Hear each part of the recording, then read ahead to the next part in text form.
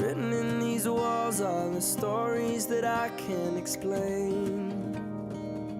The story of my life, I take her home, I drive all night to keep her warm in time. It's frozen.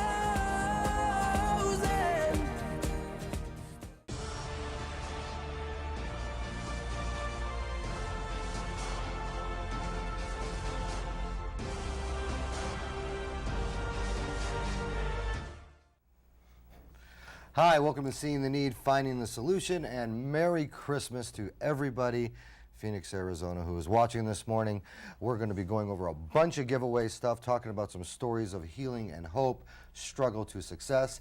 We're going to stay tuned. We're going to have the winner for the Arizona Cardinals Fan Pack giveaway to the San Francisco 49ers game. What a blessing that'll be for a family to be able to attend.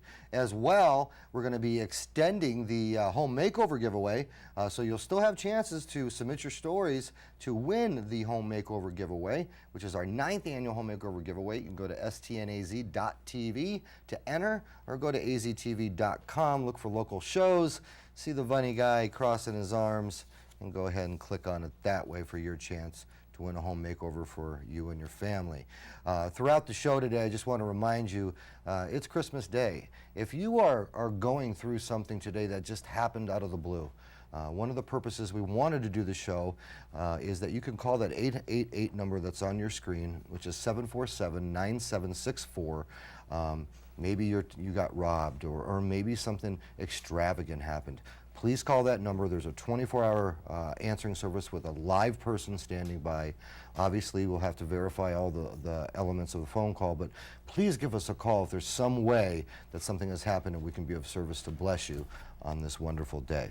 With that, I would like to introduce two guests, one that is no stranger to us and one that has come aboard with us without any hesitation. First is Brian Harsh from the executive offices of the RoomStore. Welcome, Brian, my friend. Nice to see you again, Phil. And also, I'm going to get this right, Ian St. John Wakefield of Signarama. Welcome, Ian. Nice to be here this morning. You know, I'm going to go ahead and start off here with you, Ian. Ian is, we needed some help this year with signs and different elements to be able to give as many people as chances as we could to win the program. So I'm going to be quiet for a second. Ian, I talked to him on the phone. He didn't hesitate one moment to be involved. And that's just a blessing when something like that clicks. So Ian has been the owner of Signarama for 10 years, ex-president and chairman of 3 networking groups, as well as supporting the March of Dimes, March for Babies, National Supporting Habitat for Humanity. I didn't know you did all this stuff on a community level. Why is that important to you? I think as a business owner, I feel that the community gives me a lot. They provide a lot of infrastructure, roads, schools, people resources. This is what the community provides. I think it's important that as a business owner you give back to the community to recompense them for allowing you to be part of their community.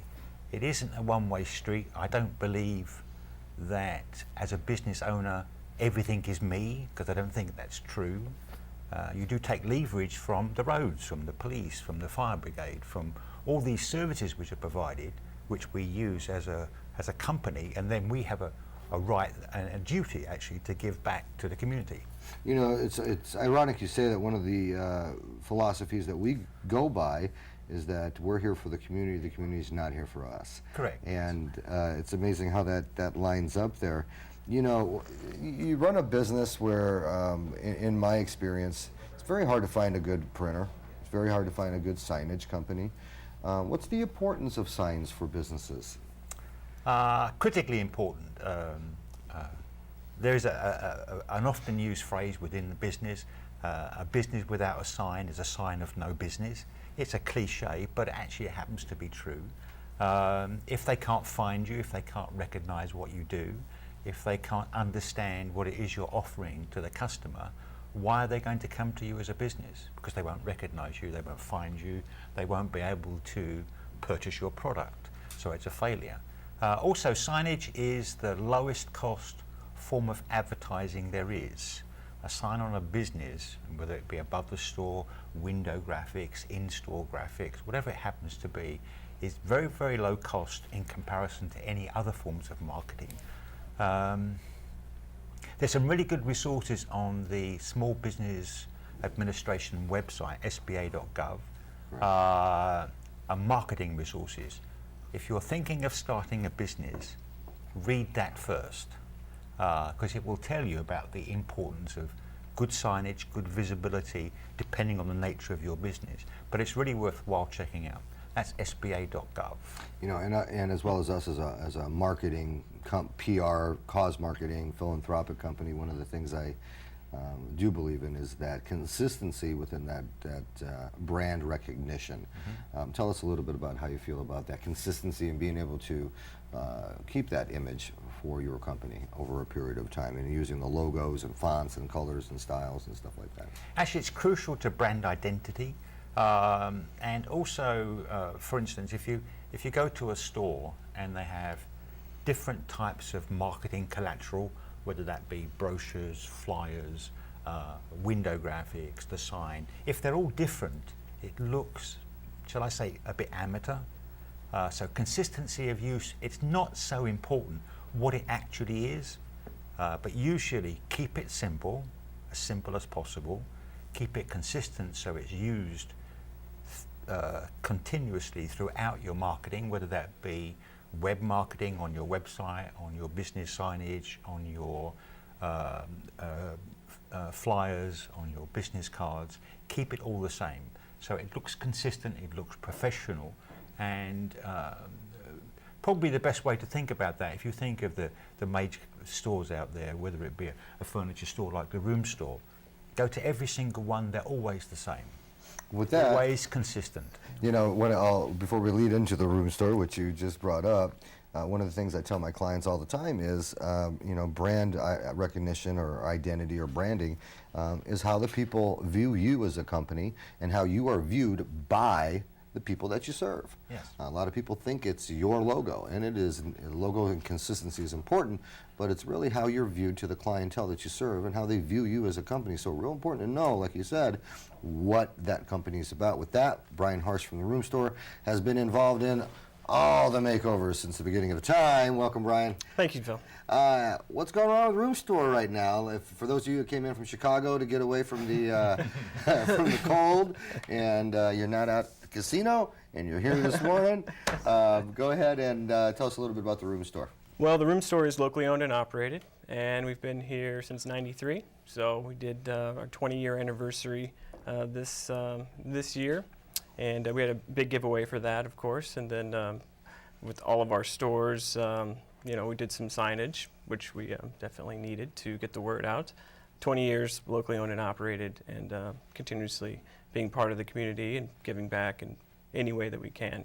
Whenever there's a need, you know, we feel that we need to at least try our best to do as most, you know, whatever we can do, we'll do it. But sometimes there's a limit, you know, you can't like give away the farm, as they say, but, you know, Right. whatever we can do. And we've started a new campaign on our website, RoomStore Gives Back, created a new logo, but we kept the same type of branding with the RoomStore. Yeah, there you go, with the RoomStore logo, but then, you know, Gives Back. And that's a whole different section now. It kind of shows exactly, you know, what we do and what we can do and how to get in contact with us if you need help out, you know. It's real important to know that these folks aren't just sitting here saying, hey, it's important to give back as businesses. These are people who actually give back, and I can tell you they give back in right off the cuff or for years in collaborating.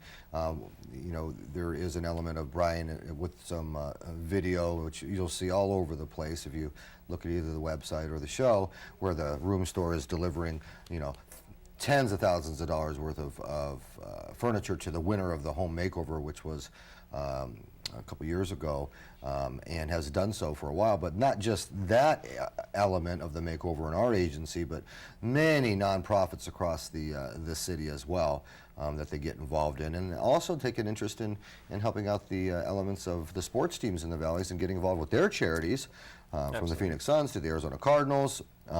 So as you see there, I mean, there's brand new furniture coming into kids just waiting in the garage of something that they've never had before, And it's been such a blessing to partner with the RoomStore, much like it has been with Ian and Signarama, where it gets done. And not only does it get done, and we've had the pleasure of being able to see these families that we put the furniture in and come back and visit them, see how they're doing, getting their kids off to college, and how that little experience from maybe going good in their life down to poverty has changed their life. We're going to go to a break here a little bit. Ian, real quick, I'm going to ask you a question because Brian's going to be on again and forever. If you had one thing to tell the audience, and look at the camera over there, to either the business owner or to an individual this year, what was one thing you would wish they would know this year? That's a really good question, difficult to answer one. I would say for businesses generally and for individuals, things are getting better. There are dark days of 2008, 2009 when it was very tough for an awful lot of businesses. This year is better, and we look forward, I think, to an even better 2014. Tune into the STNAZ.tv or AZTV.com. Go to the RoomStore's website as well. We'll be back with more from Brian Harsh in the RoomStore. Thank you, Ian St. John. Stay tuned. Arizona Cardinals home makeover giveaway is coming up. You might be the lucky winner. We'll be right back.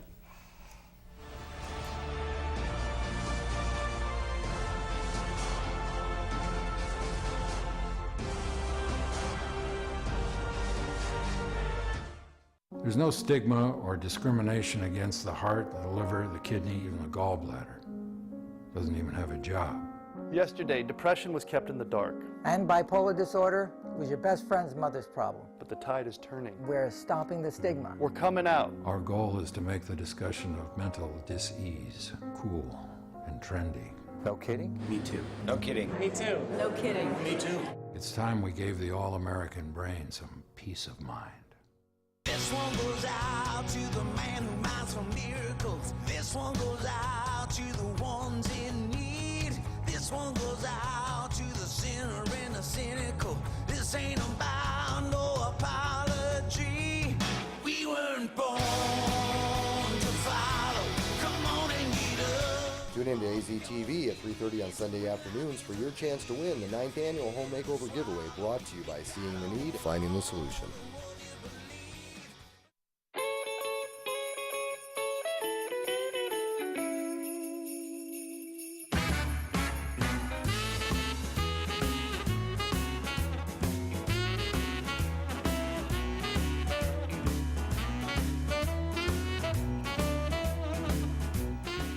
Hi, welcome back to Seeing the Need, Finding the Solution, and Merry Christmas. I'm going to remind you, one of the purposes, many purposes of the show is if you're spending this Christmas morning watching us in the privacy of your own home, first of all, thank somebody in the military, and if you're able to understand this program today, please thank a teacher. There's a number on the screen, which is 888-747-9764.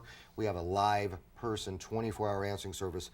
If something has happened to you on this day, obviously verifiable, where maybe you don't have Christmas presents or something extravagant or in that element has happened to you, we'd like to see if we could be of service to you on this day. We've never done this before, but I really would like to try to help somebody if something has happened on this day. With that, I'm going to introduce a special guest, one again, which is no stranger to this show, and another one which is brand new. First of all, I'd like to introduce Christy Dye. Welcome, Christy Dye. Thanks, Phil. Always a pleasure. Christy is the CEO of Partners in Recovery and Wellness. Chris, you bring a guest. I'm going to let you introduce your guest. Sure. And we're going to go right into your story, and I'll feed off a little bit with you. But Christy, tell us just a tiny little bit about Partners in Recovery and introduce your guest today. Happy to. As always, we really appreciate being able to be on the show with you and share stories of hope and healing from either staff or folks that we serve at Partners in Recovery. And what PIR is a mental health provider here in Maricopa County. We exclusively work with persons with very serious and chronic mental illnesses. We serve close to 5,000 of those individuals at 5 locations throughout the county.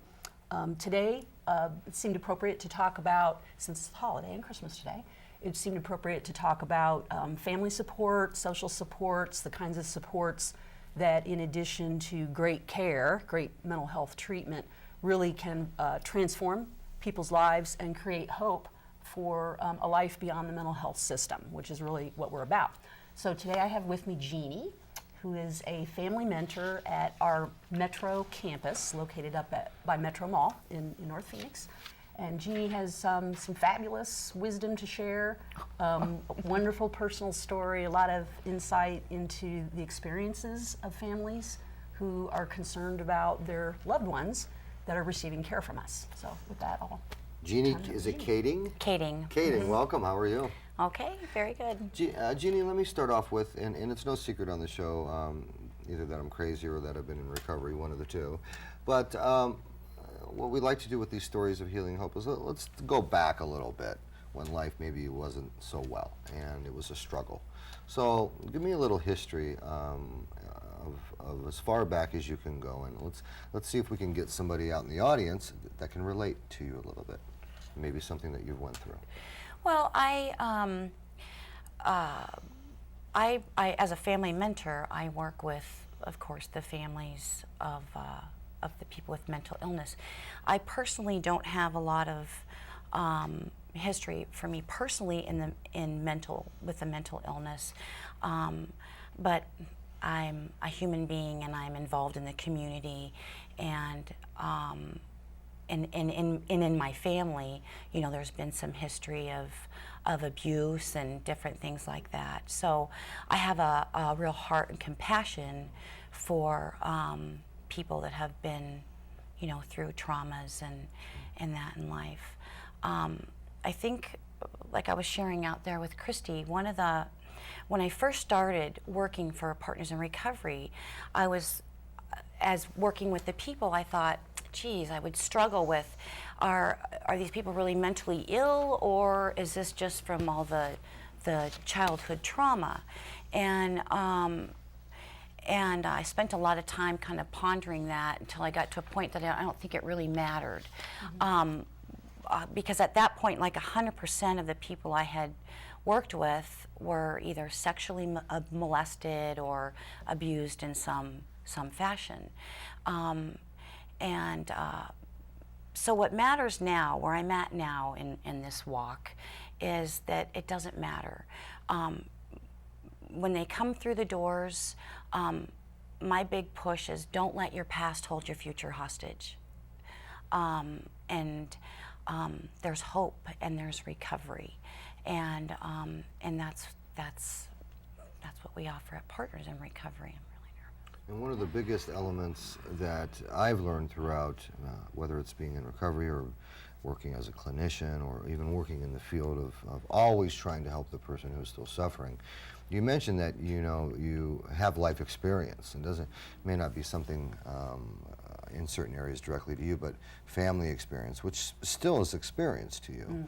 And it's so important to be able to have other people identify with, yeah, I went through this. Yeah, I understand that.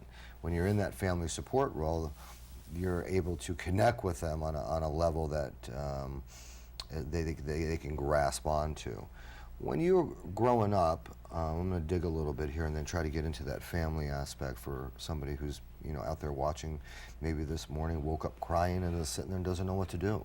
Maybe they're going through some family issues and they're not the one that has the big challenge or going through that, but they are the one that is receiving pain, you know, heartache, don't know what to do, confused, don't know where to go. And there's a crisis line number that'll be on the show as well for anybody today that is going through anything and you just need somebody to talk to. You can call that crisis line and talk to somebody, and they'll refer you not only to help you, but they also can help me maybe get you some services as well too, if that is applicable. That's right. Yeah. What is the biggest thing that you think your asset of your experiences that you're able to share that you had witnessed or growing up in your family? Well, for me personally, none of us are above anything. And I don't know how to, nervous. It's okay. So nervous. when I'll give you an example. When I grew up, my father had 9 cervical surgeries and cancer, things like that. But my uncle drank, my aunt died of an overdose. all this stuff. So when I first worked in the field of SMI, ILS, kind of out in the community, I was able to share and go, hey, you know what? I saw my family do this, and you know, as a child, so children mimic what they see too. So it wasn't long before I developed certain characteristics of that. So what I'm trying to say is, name something you went through, real simple, like you said, let's simplify it. Something you went through. Well, I'll tell you what my big passion is. Bingo, my there you go, light bulb. My big passion is children that have been molested. That's a big passion for me. Okay, simple, straight, hard question. Why? Because I have personal experience with that, and I have family members with that. So, within that personal experience, share with the audience, for somebody who might be experiencing that now, share what it's like to come to the other side. Okay, well, first of all, 1 in 3 kids are molested today. Those are horrific statistics. And I will say that there's hope, that you don't have to let the past hold your future hostage, and it's not your fault. It's not your fault, and you don't have to carry that shame, and I want people to know that. There's absolutely nothing that anybody could do to deserve to have that done to them, period. And as a family, it's devastating, you don't know what to do, but with recovery, you might not, you become to a new normal in your family. And well, there's hope. And you know, you mentioned something really, really interesting. You know, in America, the average size family home has 3.2 children. I don't know what the 0.2 means. I'll never figure that out. But yeah, I don't either. I think, I think it's the dog running around. By the way, hi, Leo. Yeah.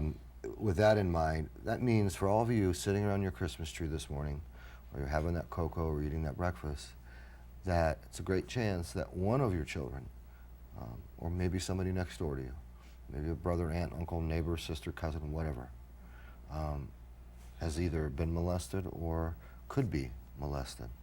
So it's real important. What are some of the signs and symptoms, maybe, that somebody can look out for? Well, first of all, I think as a society, we teach the children about stranger danger. And stranger danger is like 1% of the population that this happens to. So I think the statistics are 87% is a family member.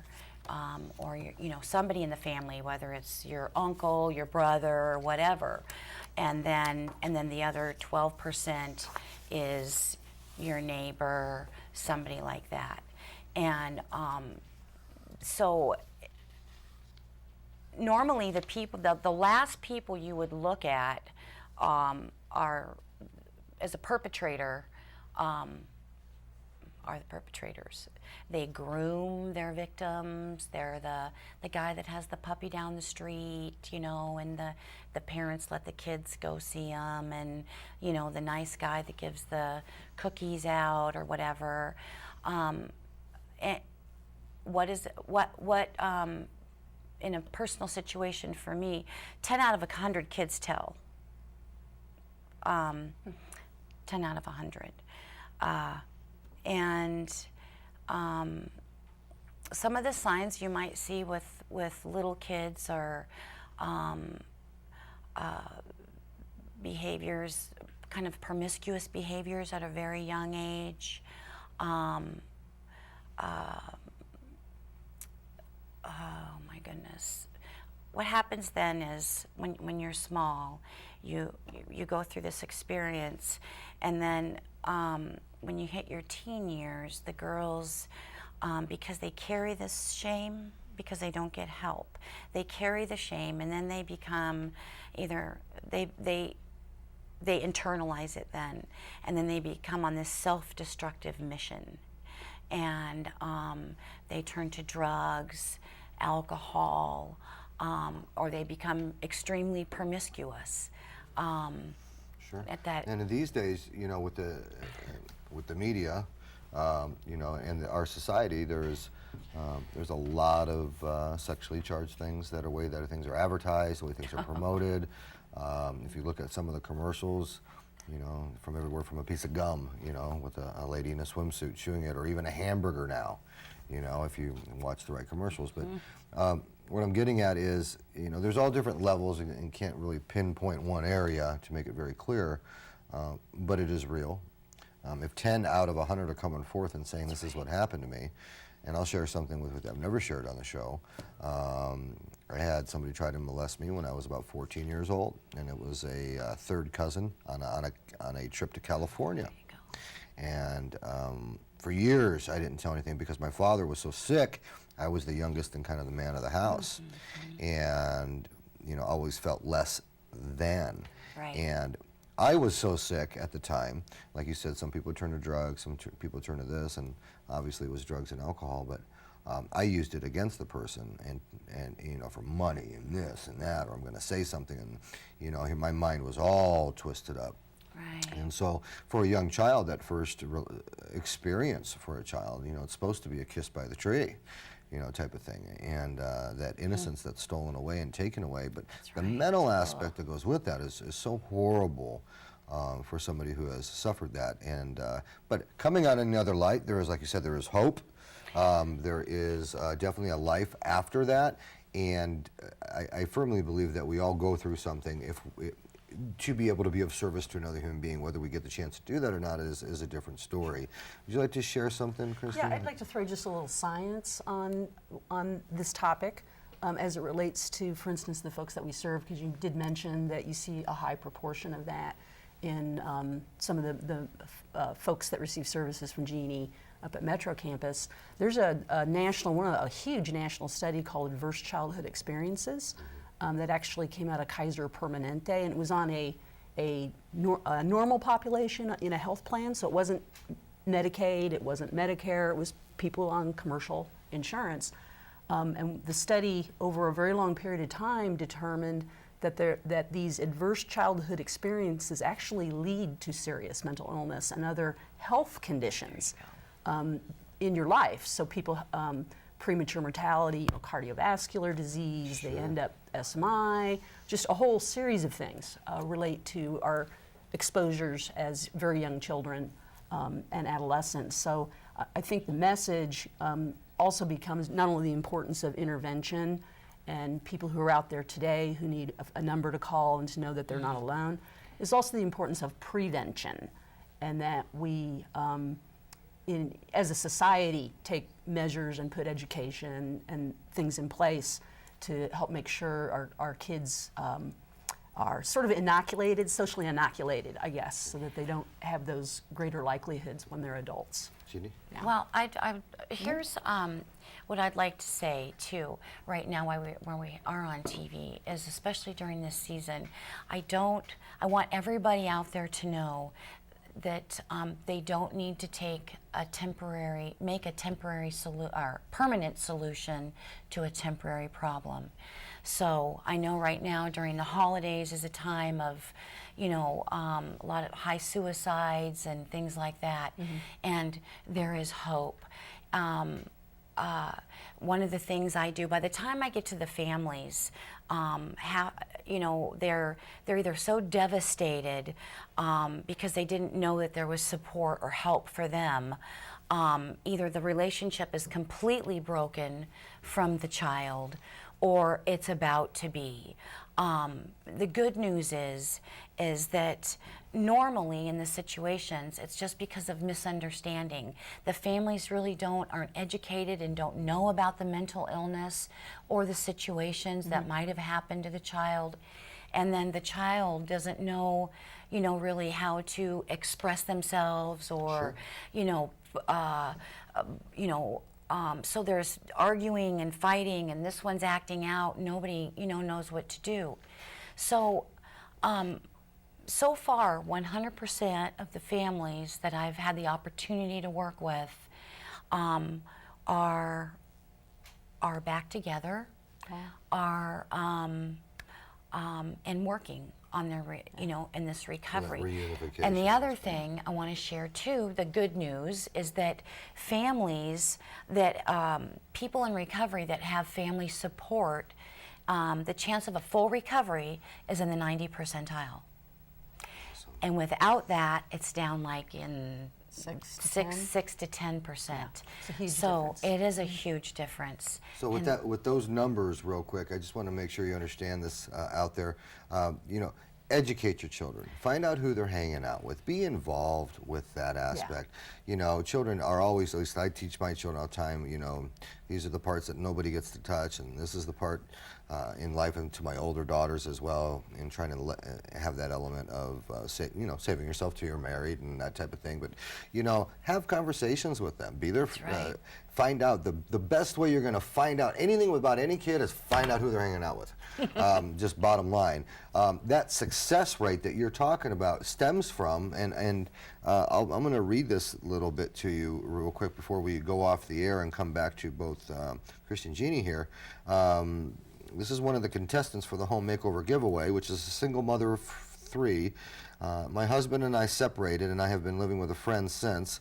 My kids and I do not have a lot, as my husband had wound up taking it and when he left. We do not own a vehicle, and to make things even worse, she was laid off in February. Suffers from epilepsy. To read as we go through this, as if you don't know what that also constitutes sometimes changes in getting your license suspended. Public transportation, that type of thing. The kids are 16, 13, and 12. As we go through this story of healing and hope, there's a quote here. It says, "She is my mommy, and when I'm not home, she doesn't ask for much and currently wears ripped tennis shoes." This is from the child. So, what I want to say is, first of all, this is one of the finalists, which is Myra Ruano. But please, if you have any crisis and you need to come forward or something going on, and you're one of those 90 out of 100 that don't make the phone call, please call the number on your screen as well, or the crisis hotline number that's coming up. Christy Dye, thank you so very much, and Merry Christmas to you.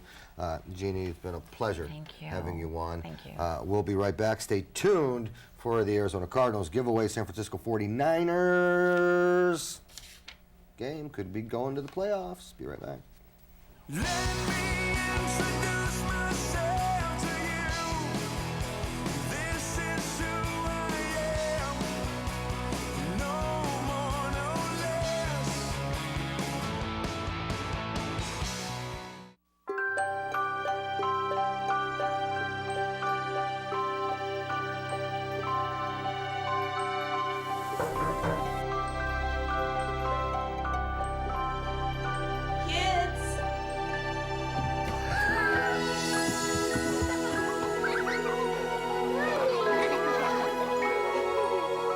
Thanks to your generosity, Marines have delivered Christmas to children in need since 1947.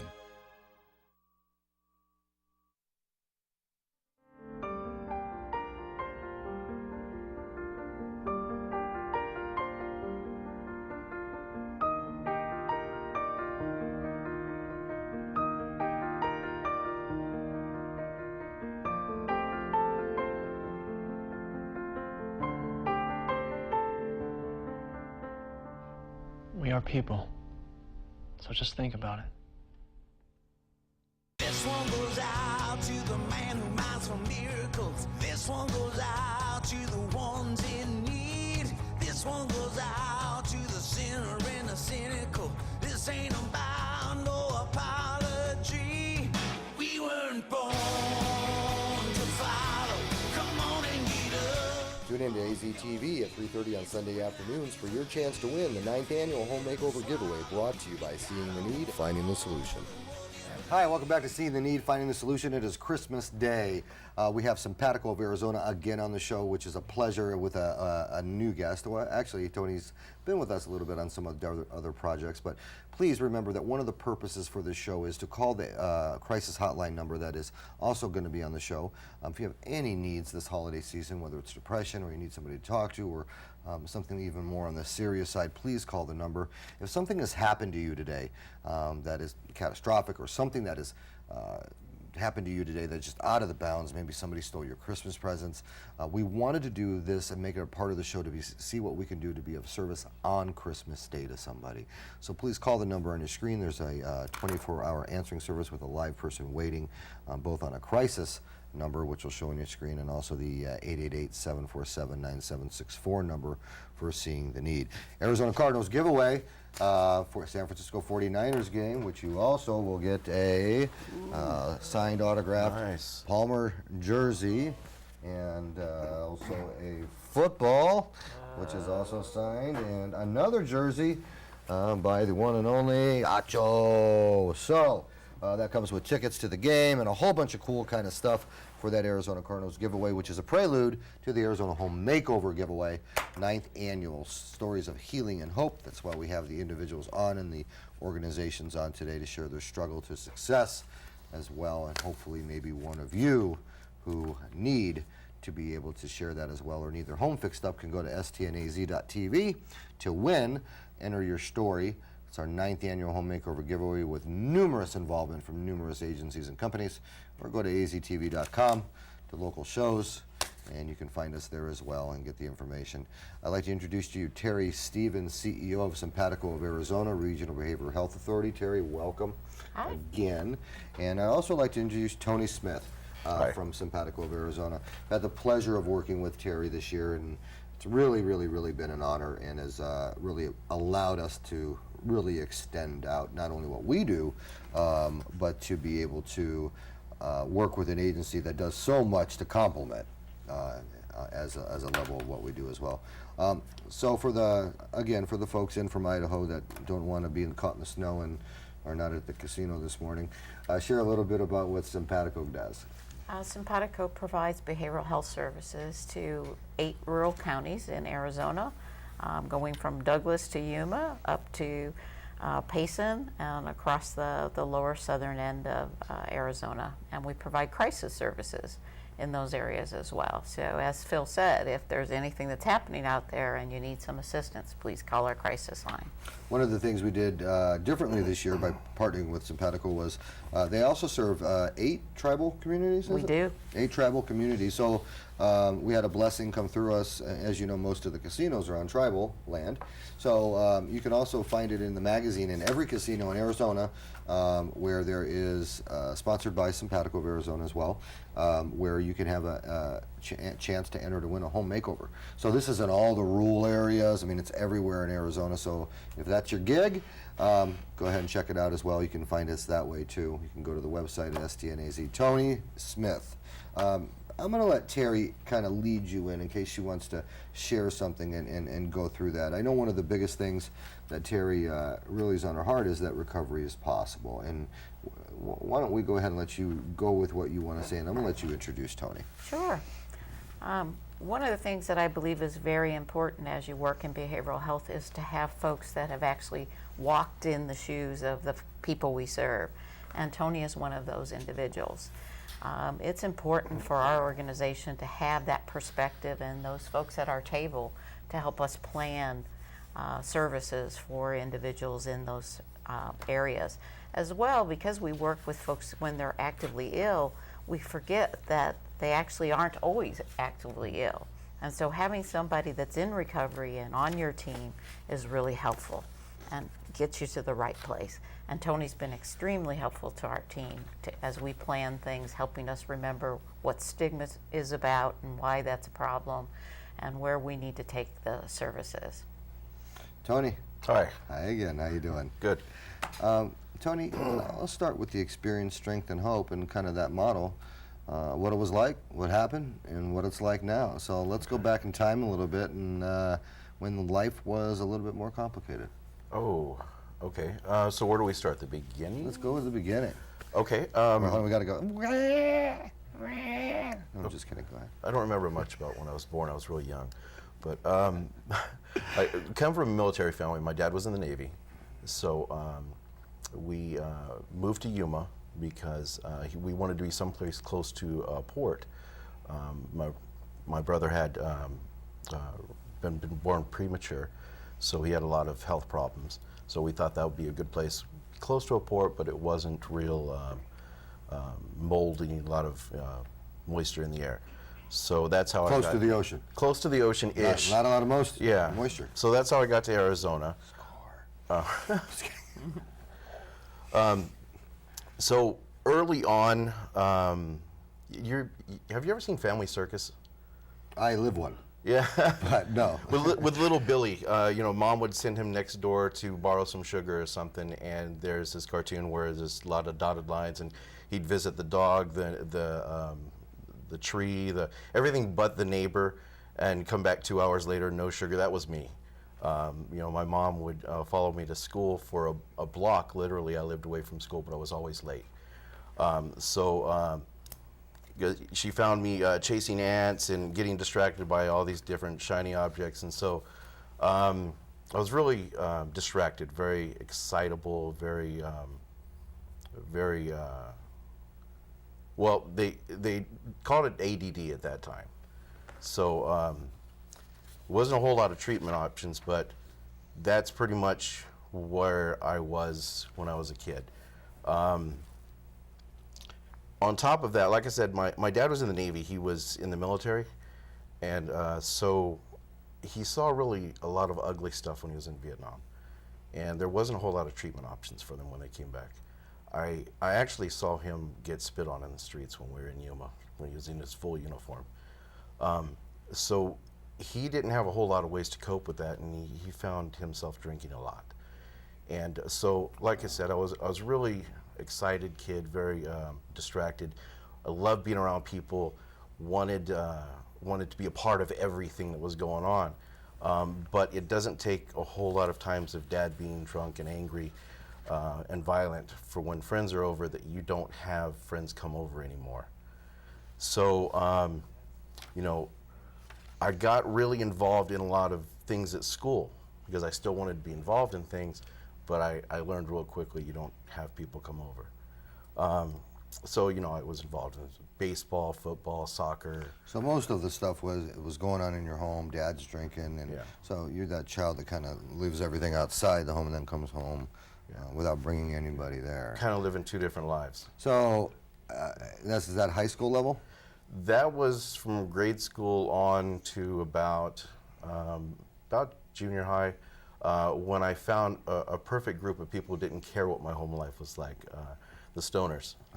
I used to have hair down to here, and it's Jeff Spicoli. Welcome to the jungle. Right. There you go. Right. Okay.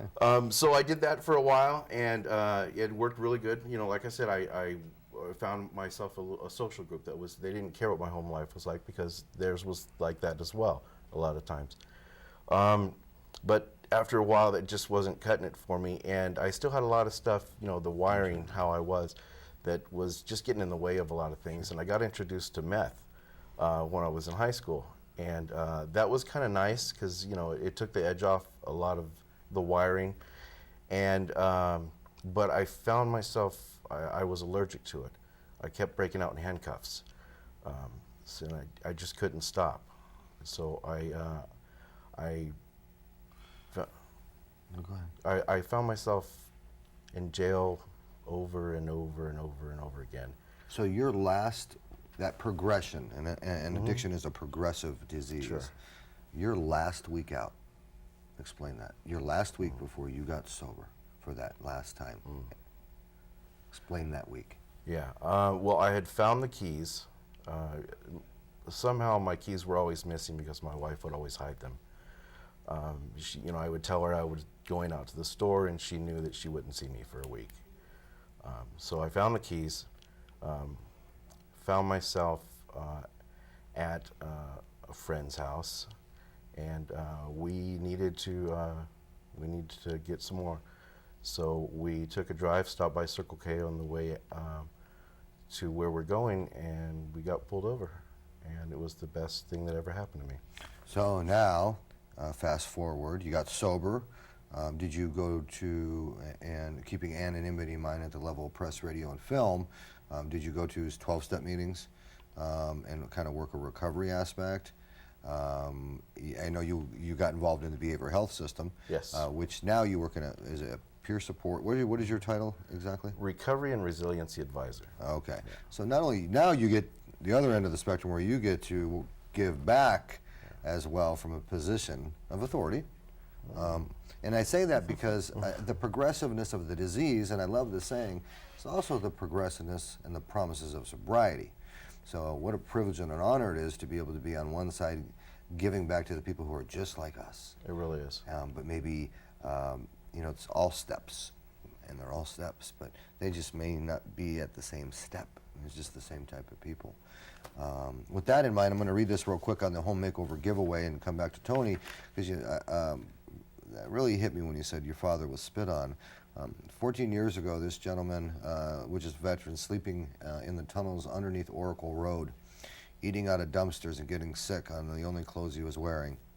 He had nowhere to go and nothing. He says, I was addicted to crack. I didn't dream of being an addict when I was little, but rather a nurse or even a doctor. I wanted to help people. Now I was the one who needed help. By the grace of God, I ended up in jail, rehab, and recovery. I have learned long ago the way that where there is life, there is hope. Today, that is my motto. All things are possible with God, family, and supportive people surrounding you. I married 1.5 years ago to a wonderful man who has had some health issues that have put him out of work and putting him on Social Security.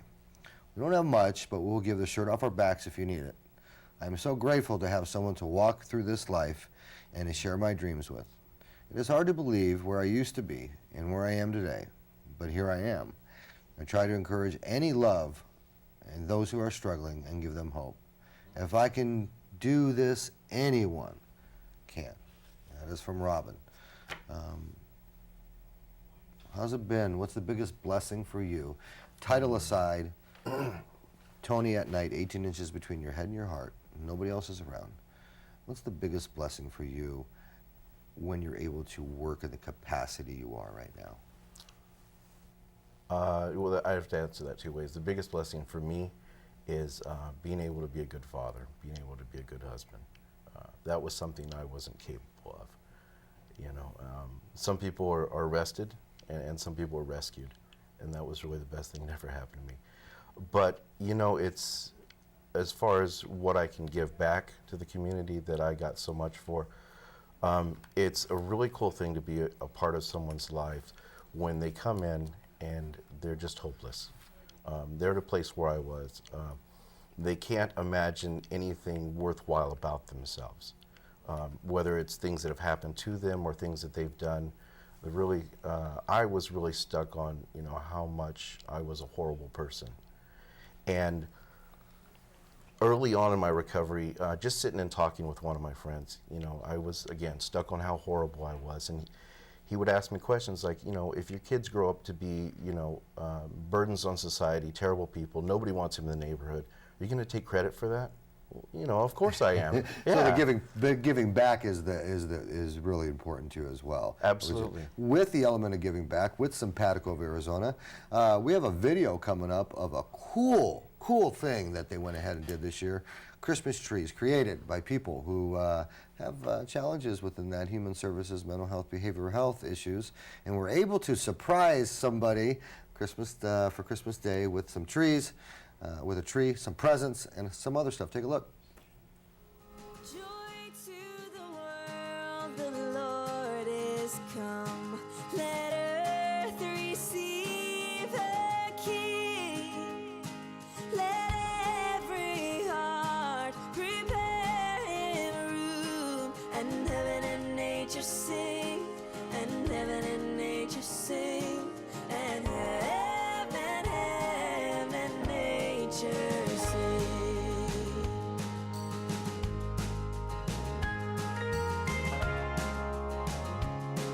That it means about family and friends. It doesn't mean about the presents. It means that you are happy and that you're lucky to have your family. Let men their songs employ. My mom. Because she's the best mom in the world. She's my jackpot mom, and she gets me all kinds of stuff, and she loves me more than anything else in the world. Joy, repeat the sounding joy. Holiday dinner. We didn't know out what we were going to do for Christmas dinner, did we? So it comes with a 13 Hey, I got a circle. 13-pound turkey, Oh, wow. mashed potatoes, stuffing, gravy, dinner rolls, and you guys get to cook it up on Christmas Eve. Oh. And it's all taken care of. He rules the world with truth and grace and makes the nations prove the glories of his righteousness and wonders of his love, wonders of his love, wonders, wonders of his love.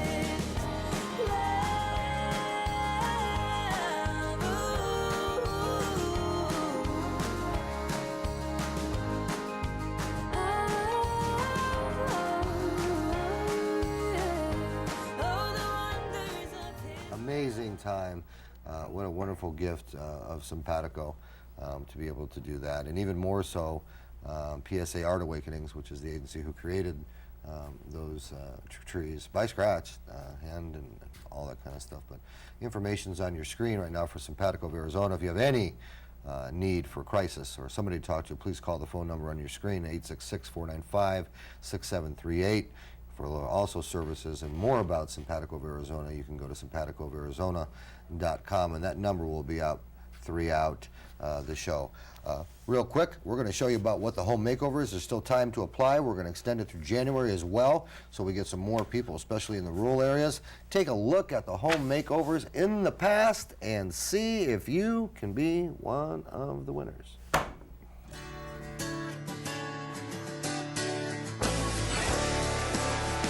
When you see other people going through what they've gone through and them getting back on their feet, that's all that matters. You're here for other people, to help other people. Every little bit counts, even if it's just a visit, a word to somebody else. I just would say that's a big thing to someone, and they may never know it, but you know, they may never know how much they bless somebody else by just a phone call, a visit, or a kind word or thought.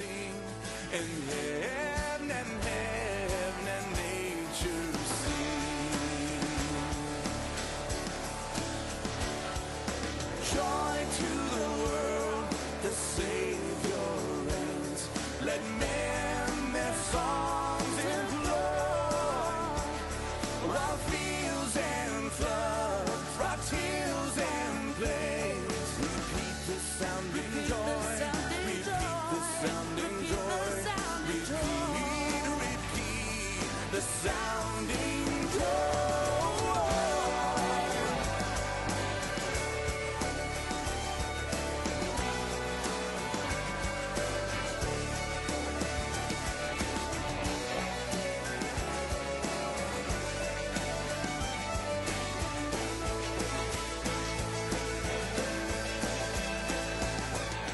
So with that, that's your chance to win the 9th annual home makeover giveaway that has been extended out all across Arizona. Go to stnaz.tv to enter to win.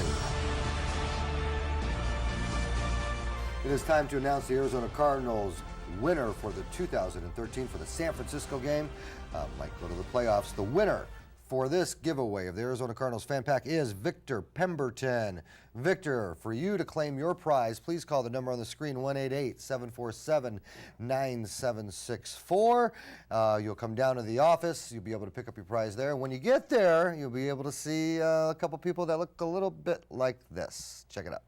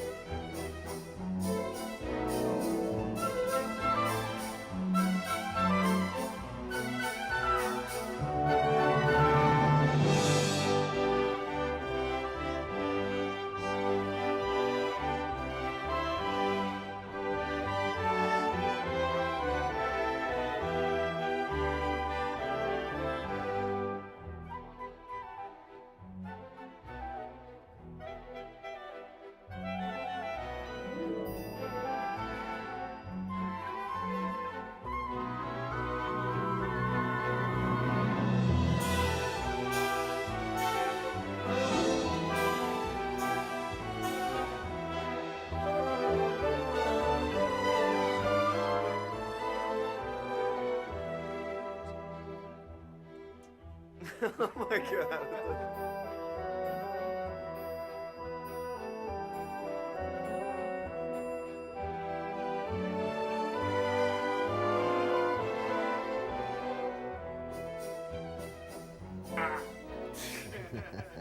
One more. And that is the wonderful staff that makes it all happen from Seeing the Need, Finding the Solution, in addition to many companies and collaborators, but a special thank you to each one of those individuals as well. A big thank you before we close the show to AZTV for all their hard work and helping us put these shows together to get them out to you as well. I'm going to go ahead and close out. We got about 20 seconds real quick, and I usually do this. One thing that you want somebody to know out there that still suffers, we got about 20 seconds. What would you want them to know? There is hope. No matter where you find yourself, no matter what situations you're in, things can get better. And there are lots of people out there that want to help you. Terry, final words, real quick. You know, over the holidays, do something different and reach out to other people. Really important that you not stay at home and look at just how horrible your life is. Go out and do something for somebody else and it'll feel a lot better. Terry Stevens, CEO of Cenpatico of Arizona. Tony, thank you very much, Tony Smith. Pleasure. For sharing your story. My name is Phil McIlveen. Please, if something is happening to you today and maybe we can be of service, call the number on your screen. If you need a crisis hotline, you can call Cenpatico's number. That number will be available on your screen as well. Merry Christmas. Again, if you've had the opportunity to watch this show and understand it in your own home, thank a teacher today. If you have the availability of being able to see this show anywhere, please thank somebody in the military. May you have a very Merry Christmas, and good luck to the family to win the home makeover giveaway. God bless.